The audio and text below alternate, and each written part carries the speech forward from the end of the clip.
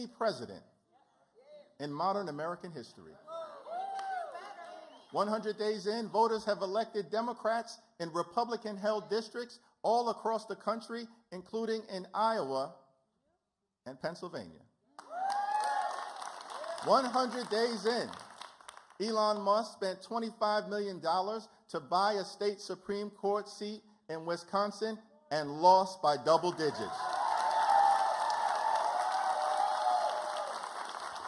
100 days in, more than 200 different lawsuits have been filed against the unconstitutional and unlawful executive orders of Donald Trump. And the American people are winning in court. 100 days in, principled opposition to Republican extremism is taking shape from sea to shining sea. The American people are rising up and making it clear that the Trump administration has a lot to fear. When my oldest son, JJ, was 9 years old, he played travel baseball with a group of his friends. Many of you know that travel sports can be taxing on the schedule. It's a labor of love for our children. During the season, it seems like almost every weekend, for several months, you're on the road. And so this one particular Memorial Day weekend, JJ had a baseball tournament in a little town off the beaten path somewhere in the Northeast. Travel sports can take you to some interesting places. I decided to make it a road trip and bring my youngest son, Joshua, with us. He was just 6 years old at the time. And so I said to him, he's going to come on this trip and it'll be like a vacation. What did I say that for, y'all? When I mentioned vacation, he had visions of Atlantis. So we pulled up to the motel where we were staying, and the situation was a bit shaky.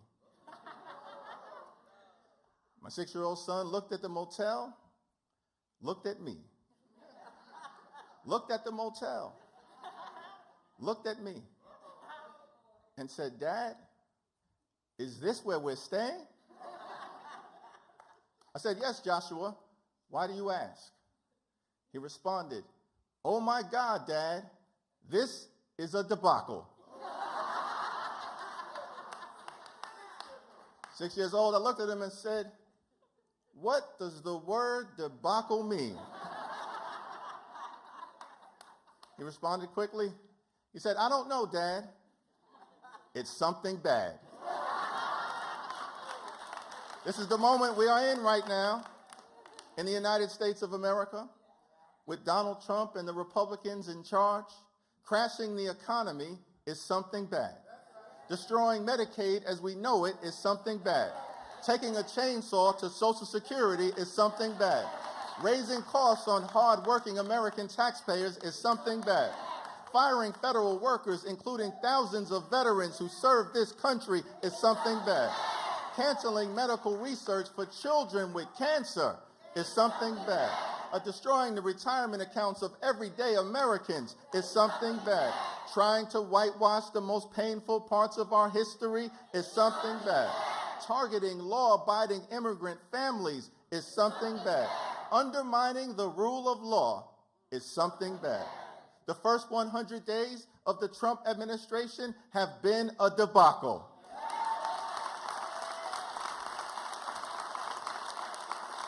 Enough. Enough. America is better than this. When the new Congress began in January, Democrats were prepared to get to work in a bipartisan way. The Trump administration chose a different path. Far-right Republicans are tearing America apart, targeting our democratic way of life, and tarnishing our reputation as the land of the free. It is wrong, and we will continue to push back aggressively. Donald Trump and the Republicans in Congress have given us 100 days of chaos, 100 days of cruelty, and 100 days of corrupt behavior. That is not constructive leadership. It's a recipe for disaster. The American people deserve common sense leadership. The American people deserve compassionate leadership. The American people deserve courageous leadership that changes things for the better. Our message to the American people is simple. We hear you, we see you, we feel you. Democrats are determined to make life better for you.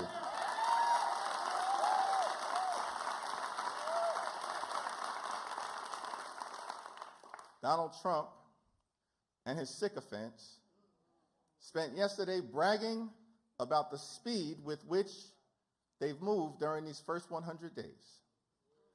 They're right. Never has a president failed so spectacularly, so often, so quickly as Donald Trump. The White House referred to its strategy for the first 100 days as shock and awe. Well, they're half right. It is shocking how rapidly this administration collapsed into chaos, cruelty, and corruption. It's shocking how quickly MAGA Republicans turned their backs on working class Americans. It is shocking how spineless Republicans have been in the United States Congress. And it is shocking and tragic and infuriating how much damage Donald Trump and the Republican Party's policies have already done.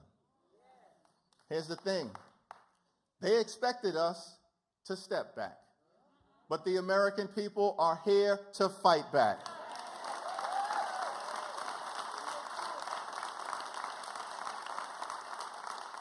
On the campaign trail, Donald Trump promised to end inflation. He promised to lower costs on day one. When he was asking for your vote, Donald Trump told you he would make life more affordable for everyday Americans. Now that he's in office, it's a different story. In March, President Trump was asked if he was worried that car prices would go up because of his tariffs. His reply, I couldn't care less. The cost of living in the United States is too high, America is too expensive, and Donald Trump couldn't care less. He couldn't care less that housing costs are too high. He couldn't care less that grocery costs are too high. He couldn't care less that child care costs are too high. He couldn't care less that health insurance costs are too high. He couldn't care less that utility costs are too high. Donald Trump couldn't care less. Prices everywhere are too high, and Donald Trump couldn't care less. 100 days in, Donald Trump is making life harder for you and your family. And every day, his costly tariffs stay in place. Life in America gets more expensive. American families will pay thousands of dollars more per year. Small businesses are shutting down. Corporations are not hiring.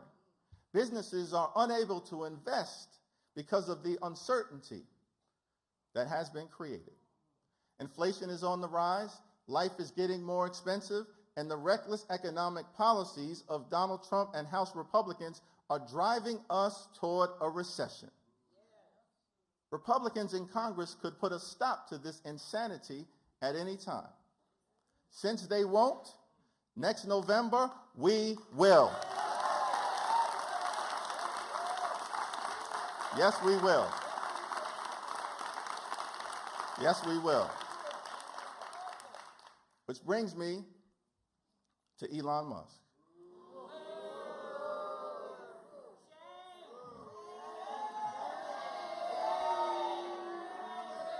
I knew he would get that reaction.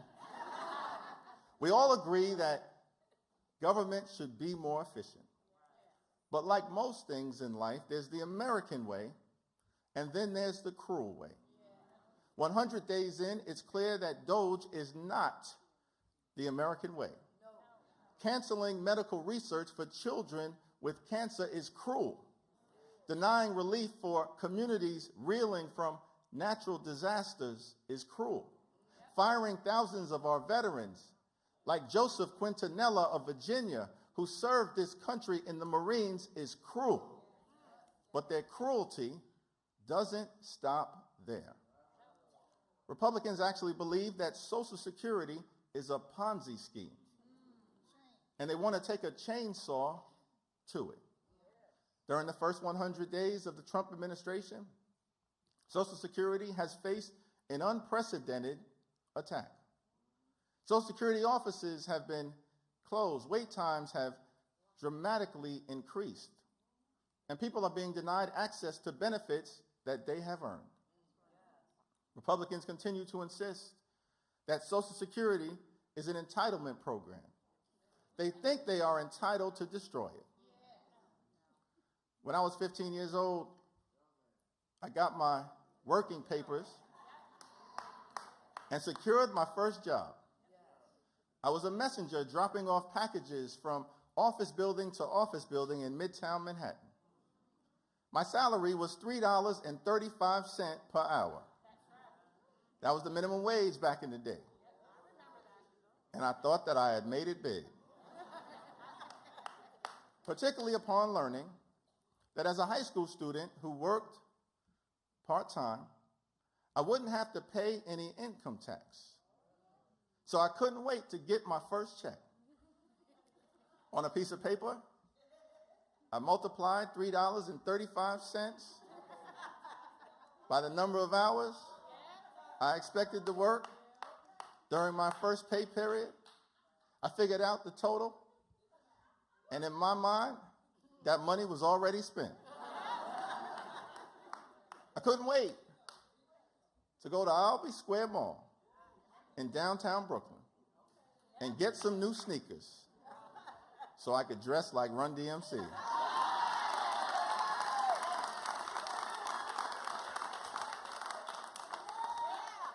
But then the check came, and some money was missing. I had two questions, y'all. Who is FICA? And why is he taking my money? Here's what I learned. All of us pay the FICA tax in connection with Social Security and Medicare. We pay the FICA tax on our first job. We pay the FICA tax on our last job. We pay the FICA tax on every single job we have throughout our lifetime. Social Security and Medicare are not entitlement programs, they are earned benefits. Earned benefits. You work hard for those benefits, pay into those benefits, and deserve those benefits. They are earned benefits. Democrats will make sure that Donald Trump and House Republicans keep their hands off your Social Security and your Medicare. Hands off today, hands off tomorrow, hands off this week, hands off next week, hands off this month, hands off next month, hands off this year, hands off next year, hands off Social Security and Medicare forever. Forever. Forever. Now, if this administration actually had some common sense,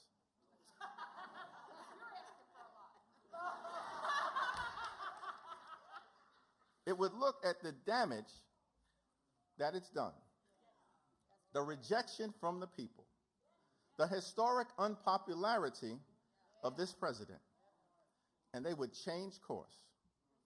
But Donald Trump is doubling down. And instead of being a check and balance on this president's abuse of power, Republicans in Congress are nothing more than a rubber stamp for his extreme agenda. Recently, I met a woman named Mary Beth. She lives in Canton, North Carolina, a town of 4,400 people that is still rebuilding from Hurricane Helene. She has custody of her 4 grandchildren, ages 10, 12, 15, and 16. Their parents can no longer care for them due to addiction, domestic violence, and homelessness. The moment you talk to Mary Beth, you know that caring for those grandkids is everything. And she's doing it on a fixed income, working part-time, making $8 an hour at a coin laundry. No longer. I'm no longer there. I'm sorry. And is no longer employed. To supplement the disability support that she had received. Mary Beth has had, at times, to skip refilling her prescriptions to make sure her grandkids don't have to skip any meals. Medicaid is the only reason her grandchildren are able to see a doctor, including the youngest, who is dealing with ADHD and autism. Mary Beth works hard, loves her family, and is a patriotic American.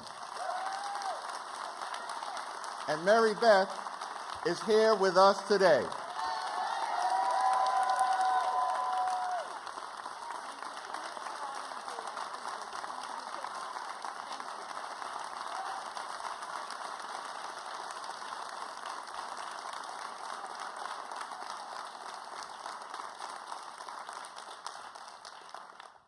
But her family, just like millions of others throughout America, is now at risk of losing their health care. Why? Republicans are trying to slash Medicaid by up to $880 billion, the largest health care cut in American history. And why are Republicans trying to rip health care away from working people, from Americans with disabilities, from children, from grandmothers like Mary Beth, so that they can give their billionaire donors like Elon Musk another tax cut? These health care cuts will hurt families, hurt women, hurt children, hurt veterans, hurt seniors, and hurt disabled Americans. Hospitals will close. Nursing homes will shut down. And people will die. Here's the thing, in the United States of America, this is the wealthiest country in the history of the world. Healthcare is not a privilege. Healthcare is a right for every single American.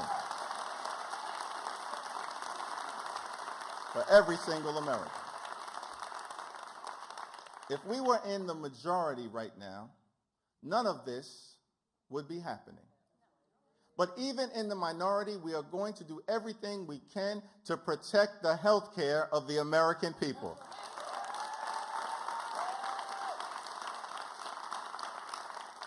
And we'll keep reminding our Republican colleagues, especially the ones who vote like extremists, but then go home and pretend to be moderates when it's time to run for re-election, that the people are watching. It's time for Republicans in Congress to stop being a rubber stamp for Donald Trump's extreme agenda. You don't work for Donald Trump. You don't work for Elon Musk. You don't work for the far-right extremists. You work for the American people.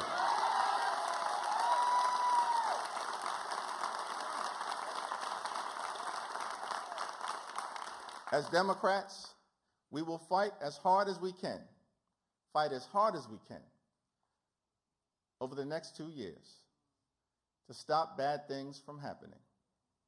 We will protect our system of free and fair elections, and then work hard to convince the American people to entrust us with the majority next November. At that point, we will be able to do much, much more for you. We will build an affordable economy that works for everyday Americans. We will confront the climate crisis with the fierce urgency of now. We will block any budget that goes after your Social Security, Medicare, or Medicaid. And we will hold the Trump administration accountable for its corrupt abuse of power.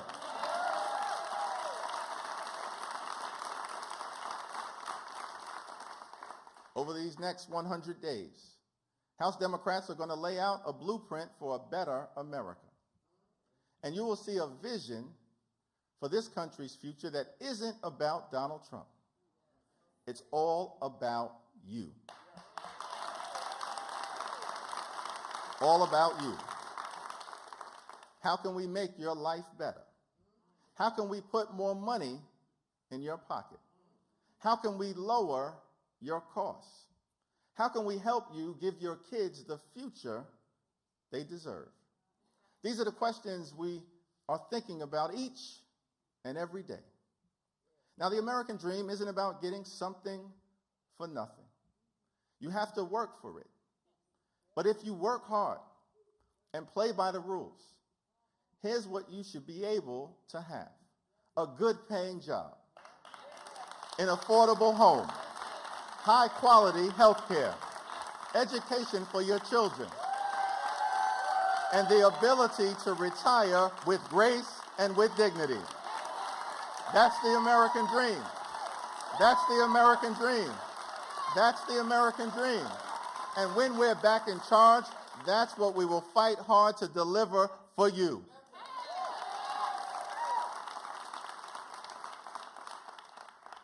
In January, late January, I had the opportunity to visit the Altadena community in Los Angeles County that was devastated by the wildfires. I met someone named Jackie Jacobs, an amazing 88-year-old woman who was raised in the Jim Crow South before moving to California. Her home was tragically burned to the ground. She and her husband, David, who have been married for more than 50 years, barely managed to escape the raging wildfires. All they had was the clothing on their backs. They lost everything. Photos gone, possessions gone, property gone. But the first thing Mrs. Jacobs said to us while touring the devastation was that she gave all glory and all praise, all honor to Almighty God, just as the scripture teaches us. She believed that things would work out. Several of us teared up. Miss Jacobs lost everything, but she never lost her faith. She never lost her faith. Republicans have shown that their recipe for governing is chaos, cruelty, and corruption. These first 100 days have not been easy. Everything we care about is under assault. The economy is under assault. Health care is under assault. Social Security is under assault. Veterans are under assault. Farmers are under assault. The right to organize is under assault. Public schools are under assault. The American way of life is under assault. Democracy itself is under assault. Everything we care about is under assault. But just like Mrs. Jacobs, we must never lose faith. We must never lose faith. Faith in our community, faith in our country, faith in a brighter future, faith in Almighty God. America is a resilient nation. We are a resilient people. We have a resilient Constitution. We will never give up. We will never give in. We will always show up. We will always speak up. We will always stand up. We will continue our march toward a more perfect union. We will not rest until we end this national nightmare and deliver an America with liberty and justice for all. God bless you. God bless our troops. May God continue to bless the United States of America.